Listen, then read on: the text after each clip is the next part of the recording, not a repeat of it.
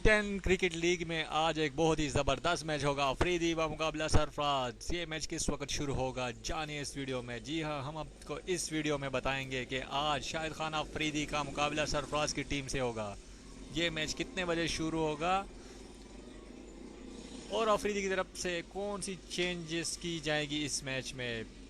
दोस्तों, अफरीदी की टीम पख्तून का मुकाबला आज सरफराज की टीम बंगाल टाइगर से है और ये मैच पाकिस्तानी वक्त के मुताबिक शाम 5 बजे शुरू होगा। जी हाँ, अफरीदी बा मुकाबला सरफराज मैच शाम 5 बजे शुरू होगा। अफरीदी कल की विनिंग टीम को ही रखेंगे जिसमें तमीम इकबाल, फ़खर जमान और अहमद शहजाद शामिल थे।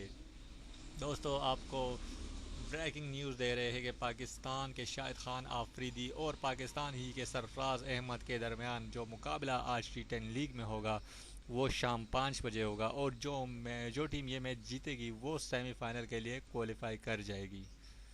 दोस्तों, अगर आपको वीडियो पसंद आई हो तो इस वीडियो को लाइक और शेयर ज़रूर कीजिएगा। चैनल ऑनलाइन मालूमात को सब्सक्राइब करना ना भूलिएगा। शुक्रिया।